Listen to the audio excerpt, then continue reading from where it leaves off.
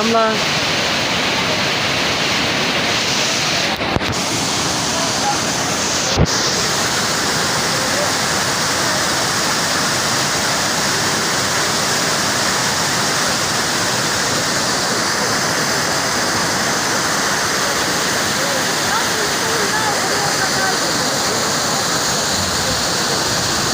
Ömer dağdan su çıkıyor değil mi?